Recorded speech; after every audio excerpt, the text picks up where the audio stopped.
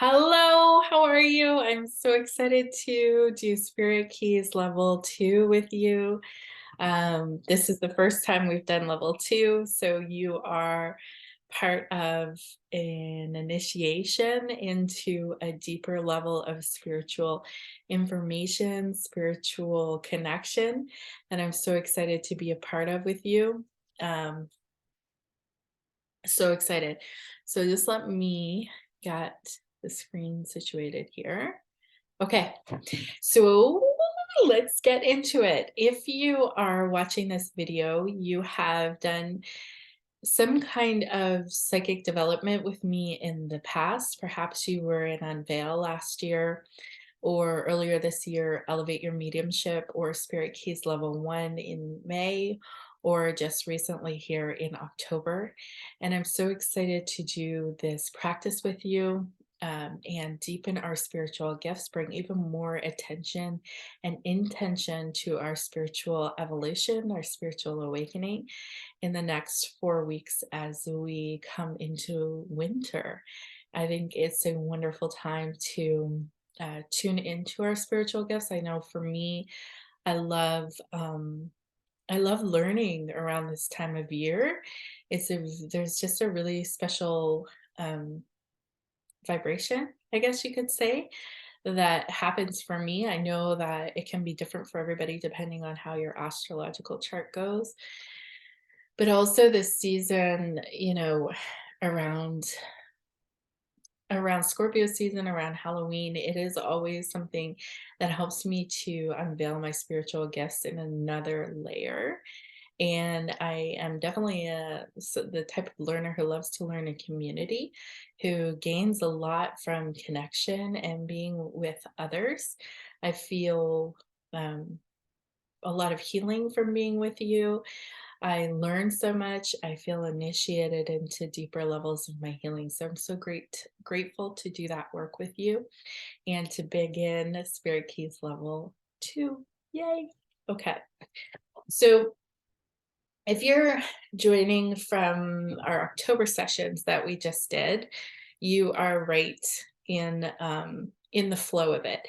And if you're coming from the other classes back last year or earlier this year, I just want to give you a little bit of rundown on where we are. So I've sent you a link to the last 4 videos that we've done in this series, which should give you kind of a recap and a review of things that you've already learned with me. So um, we talked about the formula or the pathway that I follow to connect with spirit in a very clear and potent way, and that is cleanse, ground, protect, and intend. Those are the steps that I use every time I make an intentional connection with spirit, or when I'm trying to get an answer for something or for someone, when I'm tuning in for a session. I use it also to tune in for my programs and my offerings. And I use it to get answers for my children, even, or for my friends. And that just helps me to cleanse my energy so that I'm coming from a very clear space. So I cleanse my personal energy and the energy around me. And I ground my body because I know that I am the human vessel for spirit. I'm the channel or the connector, the medium. So I ground my body so that I'm here and now and I can deliver those messages through my body. And then I protect my energy and the energy around me. So I invoke protection energies and use different tools for that. And then I intend, which is the way that I show spirit where to come into and bring the information so that it's really clear and potent. And that's basically like just creating a cylinder, a space, a house, a container for the spiritual information to come in instead of it being all around, It's like, oh, okay, open this room, come in here, and then we can talk. And it's so much more powerful that way. So we talked about that, and also about discerning false light and how to interact with false light. And then we got into our clairs, so talking about our clairvoyance, clairaudience, clairsentience, and claircognizance.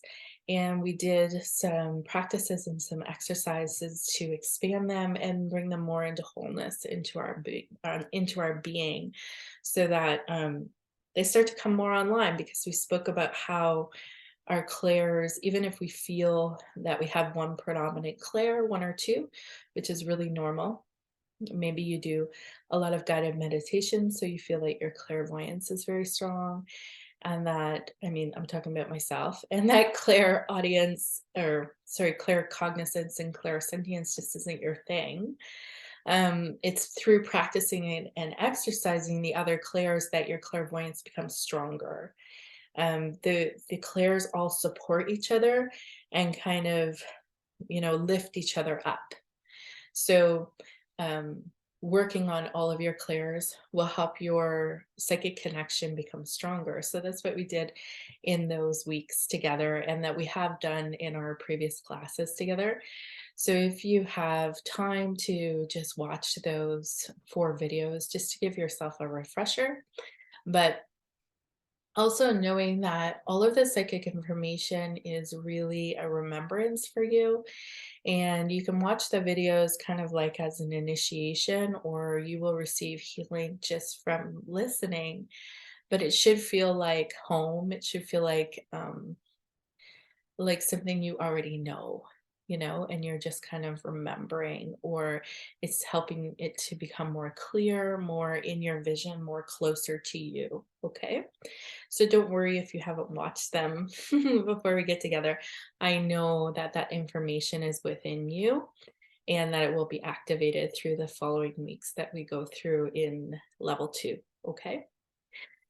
So for our first class in level 2, well, for the next 4 classes, we're going to focus a lot on psychic tools and practicing, because level 1 is a lot about understanding psychic stuff and initiating, opening the door, opening the book in your psychic senses within you. And then level 2 is a lot about practicing. So practicing helps to anchor it into your body. So it's not only something you know in your mind, but it's something that comes out in your everyday life, in your actions, in your experience, because you're practicing it from within. And we are a very safe and intimate group here to do that practice work together. And just knowing that anytime you practice psychic work, it's natural to be a bit afraid. One of the biggest things we have to work through in psychic development is self-trust, self-trust, self-belief, um, loving ourselves. Really, it all comes down to, and trusting ourselves. So a lot of things you hear developing psychics say is that I'm making this up. There's a big fear of getting it wrong, of being wrong. Um, and those are things that help you. First of all, they mean that you care and that you're trying, and also they help when you practice. So finding someone or a group like this where you feel safe to practice, because as you practice and maybe you make mistakes, you're building up your self-trust, your muscle to keep practicing, and therefore anchoring it into your body. Also, you receive a lot of validation from your practice work. So we're going to do that for the next 4 weeks. There will be a lot of, I'll be asking you to do a lot of practicing to build that self trust. Okay. And just like let it be fun, maybe. Like be okay with, maybe I totally messed it up, or I'm going to try and practice, but today I don't feel good and I don't think I can. It's okay. The first time I read for someone in a loving space like this, I almost threw up.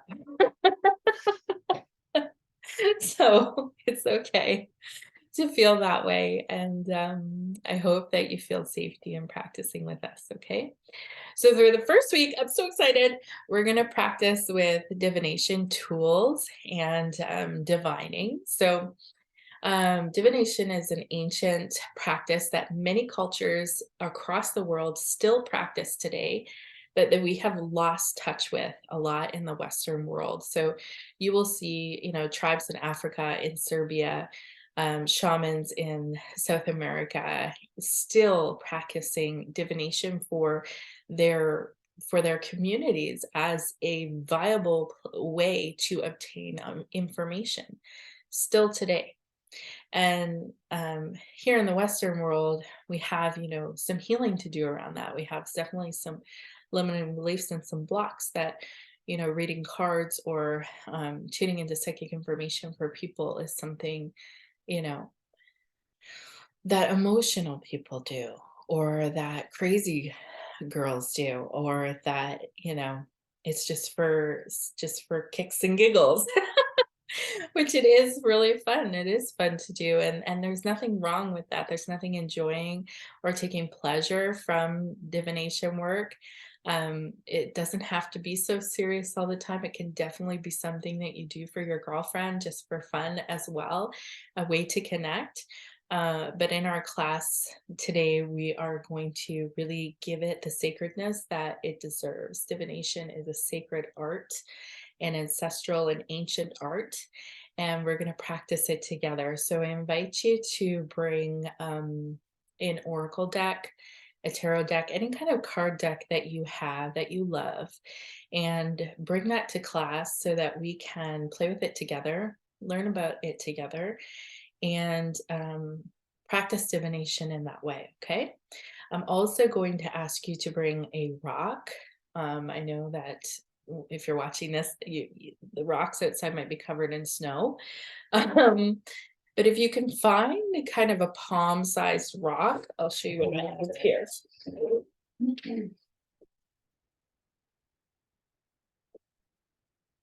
Um, this is a size rock that I have, something like this outside that you can find in your garden or your pathway or something like that. Um, One time I did this practice with a bigger group and it was raining. And I was with my mom and I had her just pull over on the side of the highway. It wasn't a busy highway. I was like digging out rocks. So, wherever you might find a rock, but this is a really cool practice that they do in shamanic cultures to divine. Okay, so we're going to just find a regular gray earth rock and also a deck of cards, and we're going to bring those to class and we're going to practice with them, and we're going to receive information and spiritual information, messages for ourselves and for others. We're going to practice in groups, in community, and also remembering that the root of divination is, connecting to all that is. So connecting to all that lives, all that once lived, and all that is coming to live. And in that way, you are connecting to spirit and to nature, and that you are made of spirit and nature. So that is a language that you can understand, that you can easily connect to because you're made of it. Okay. It is your language. You will understand the language simply by connecting with yourself. Okay. And divination is all about speaking about the truth in the now. Okay. The truth for what is right now. And that's what we're going to practice in class. Okay. So get your card deck. If you don't have a card deck, no big deal. Try and find a rock though. Okay. And I will see you on Wednesday night. We start at 7:30 Eastern Standard Time. And along with this video, you should receive a Zoom link for this. And I will see you there. I can't wait. Talk to you soon. Bye.